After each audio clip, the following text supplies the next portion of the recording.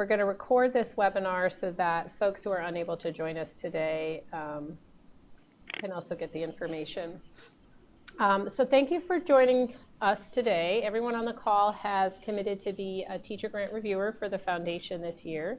And we're going to go over kind of how those reviews happen and work, and I'm also going to demonstrate the technology.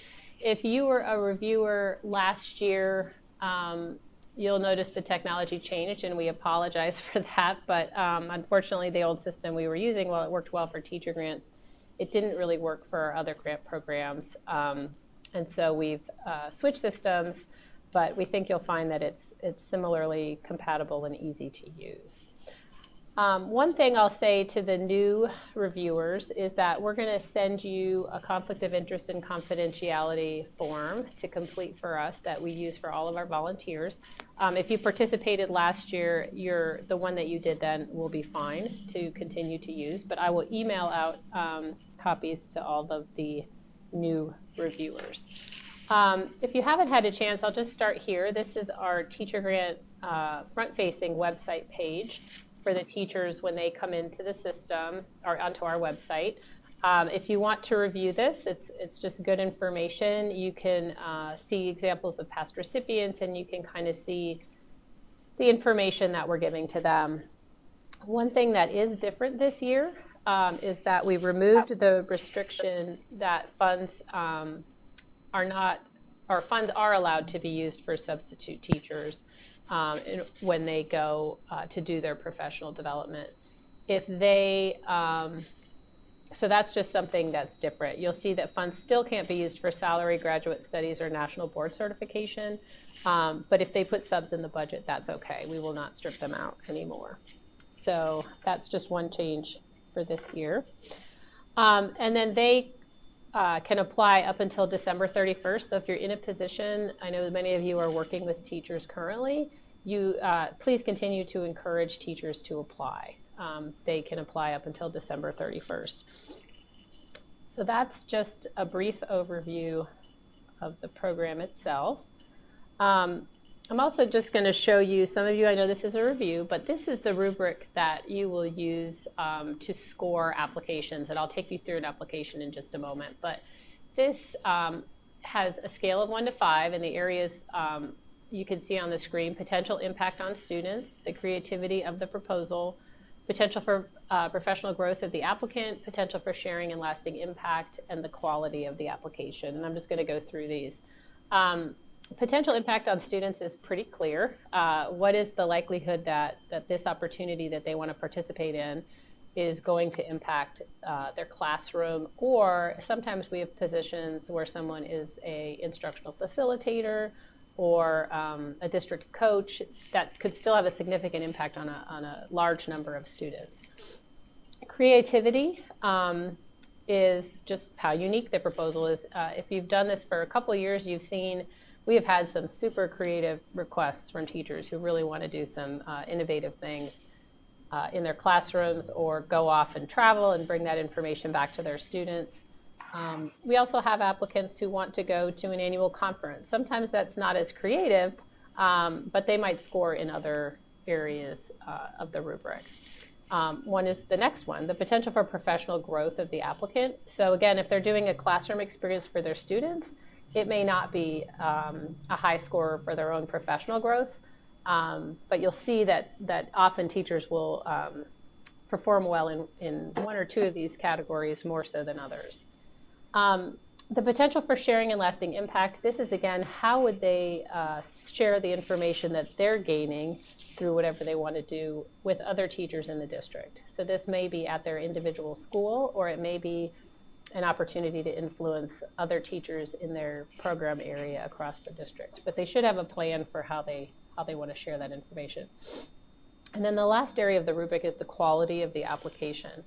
And this was added a few years ago at the reviewer's request because some teachers were really spending a decent amount of time thinking carefully about the questions and answering them thoroughly, while others were not maybe as thoughtful or were doing it very quickly and the quality was suffering. There might have been a lot of typos or issues with their answers. And so this is just a chance to recognize the teachers who really are very thoughtful about that. So that's the rubric that you will use. And when I show you the website, you'll see the screen. So let's go into that. So the new web portal is based on a service called SurveyMonkey Apply. This is a little bit different than the SurveyMonkey you may be used to when you take surveys. But this is what it looks like, and you'll receive login instructions from Madeline McCauley, our grants manager. She'll be sending those out to you individually. But this is also where the teachers come, and that you can see they apply and use this button here. But what you'll do, just demonstrate this, you will have a username and password. And I'm going to log in as myself, and I have one proposal assigned to me in the system that I'll show you, walk you through. Okay, so you won't have these options because you'll all be reviewers. I'm an applicant and an administrator. Unless for some reason you've applied for something using SurveyMonkey Apply, and then they're going to remember you. But and so you'll get to this dashboard, and you will just have this option, which is Reader's Review. And you'll see how many reviews you have assigned to you and how many you've done. And as we promised, you'll have between 20 and 25 reviews assigned to you. So where you see one here would say whatever number is assigned to you, and you'll click Start. And on this page, you'll see every application that's been assigned to you. So you wouldn't just see one here. And the applications are blinded so that you don't see the teachers' names and information. And they are all randomly assigned. So we strive to have 3 to 4 readers that are randomly mixed up on every application that's read. And the system will randomly assign them to people so that we don't get a lot of duplication having the same group of readers on a single application. So you'll start your review, and this is the screen you're going to get. And it's a split screen. This side, when you click on application, you'll see over here all of the details of that educator's application. And on the right-hand side, you'll see the rubric that we just talked about. And you'll be able to scroll through them separately. So you can scroll up and down in the rubric, and you can scroll up and down on the application independently of each other. You can also minimize using these buttons if you want the review to go away and just want to see the application. You'll be able to scroll through it, and it's still down here, so you can open it back up and get the split screen again. So that's up to your preference. And just to walk through a little bit in the application, there's a few sections that you can see, and you can jump to any section of the application. We have their professional information, the project information, the budget, and then the principal recommendation. Excuse me. Their professional information is really just what's their job title, what are they teaching, how many years have they been at their current school, and how many years have they spent in the profession. The project information is where the bulk of your information for scoring is probably going to come from. They give you information about what they want to do, when they want to do it. If there's a website, you don't have to go to this website to research what they want to do, but you're welcome to do that. I know we've had committee members who want to see more detail on some of their requests. So they describe their activities, what skills are they seeking to gain from what they want to do, and this is not a real application, by the way. How will it improve their own professional growth? How will it improve their classroom effectiveness? And then they detail how they're going to share that information with their peers. And as you read, you can go in and give them different scores for how you think they did. And you'll get down here, they include a project budget. And the maximum amount they can request is $2,500. This person requested $2,100, you can see right there, but their total budget is $2,500. And then they will detail their individual project expenses. And luckily, all of these fields now are controlled so that they have to match. And they don't have to do any math. So it will auto sum for them. And then the last section that they have is the principal recommendation. You'll see in these, you'll see the word teacher where a principal has included the person's name. We've just blinded them by adding the word teacher in there. So you'll see that consistently across a number of the applications. Okay. And the way we typically use principal recommendations, because they do vary greatly in quality, and sometimes that's an indication of the teacher's request, but sometimes it's also an indication of a principal just being very busy. And we have allowed high school teachers to get recommendations from their assistant principals because sometimes they're more knowledgeable about what they're doing and they're more able to complete them. But really, you can use that information to potentially boost their score a little bit, but if it's a very brief recommendation, we encourage you not to be punitive towards a teacher because of that. And if a principal for some reason answers the questions no, you won't be seeing those if they're not in support of the project, because we would screen them out before they ever get to you. So this will add up your total score for you over here, and you have two options. Well, actually, you have a couple options. The additional comments here, you don't have to include anything here, but if something, if you want to say something to us, the applicant won't see this, but if you want to say something to us, either to share with the applicant if they were to get an award, or if you just want to weigh in, like, I think this is a super creative idea, or if you have information, you might say, if you know about a training because of your background, you might say this is one of the top opportunities in this country in science education. You're welcome to add those comments and we will review them at the staff level, but you don't have to.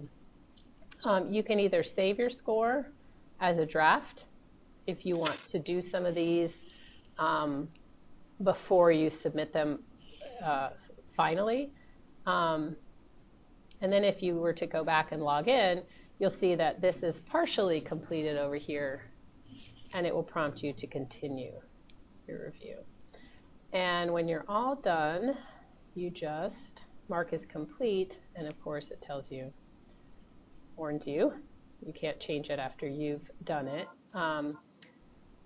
If you really need to go back and change something, we can do that on the back end, so don't panic if something happens.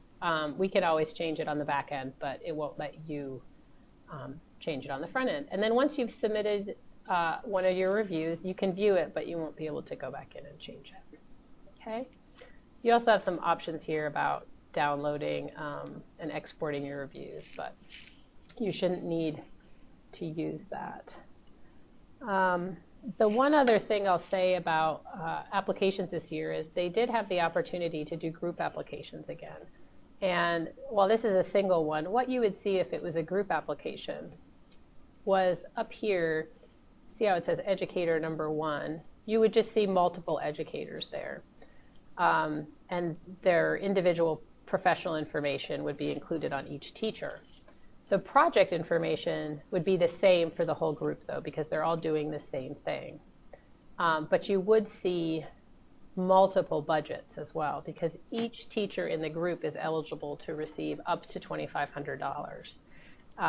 So they might have different budgets, slightly different. But if that, it's scored as a group, and then if they score high enough to move on to a grant, every teacher in that group would get an individual grant at the amount in their budget. So I hope that makes sense, but you're only having to, this keeps you from having to score 4 teachers for the exact same request. You're only scoring it one time, and that, because it's based on the same idea. And, but they will all receive grants, so don't worry about that. We'll do that on the back end.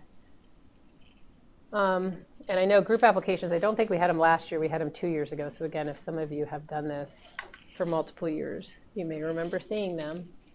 But some examples of that, we've had teams of teachers who have taken trips together and then co-taught things in their classroom. We've had small groups of teachers from a single school who want to implement something school-wide, so they want to train, 3 or 4 teachers on the same thing. The maximum number of people that can be in a group is 5. So we will not allow groups larger than that, because beyond that, they're using so much of the funds that we wouldn't be able to award many grants for different things. So as I mentioned, maximum grant amount, $2,500.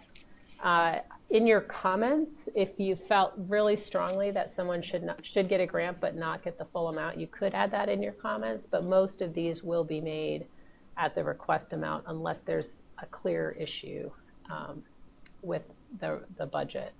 We are going to pay the grants directly to the teachers again this year. We used to pay them that way, but then over a number of years we were paying them to the district and they would give the money to the teachers, but we were running into some challenges with how they were being reimbursed. And so we're going to go back to paying the grants directly to teachers. This is also why equipment is a very low priority. If they want to buy a bunch of iPads for the classroom, those kind of requests really aren't very strong, partially now because it's really challenging to make sure those iPads stay with school ownership when the payments are made to the teachers.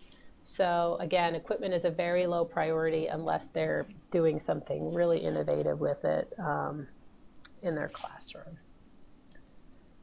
So that's the bulk of what I have. I want to leave time for people to ask questions. You can also, again, you can type them in the box on the lower hand corner, or you can feel free to just take yourself off mute and ask them to me as well. So is there any questions that anyone has?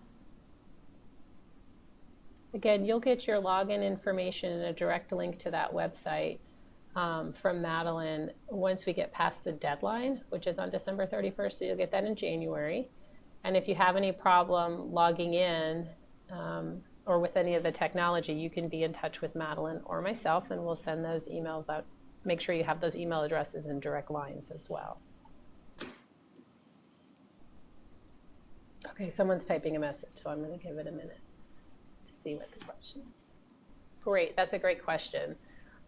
So when we send out the review instructions, we'll remind you of this again, but we anticipate getting you your reviews by hopefully January 9th or 10th. It does take us a while just to make sure everything that was submitted is eligible and set them up in groups and assign them to reviewers. It may be earlier than that, but we're just trying to give ourselves enough room. And you'll have until the end of the month of January to review and submit your scores.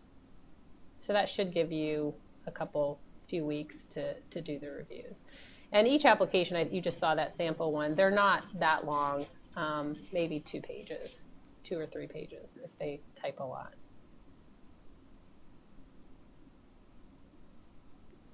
Anything else anybody has questions on? We're hopeful that the software will be easy to use. We've been doing a lot of testing on it, and the teachers so far have done well using it.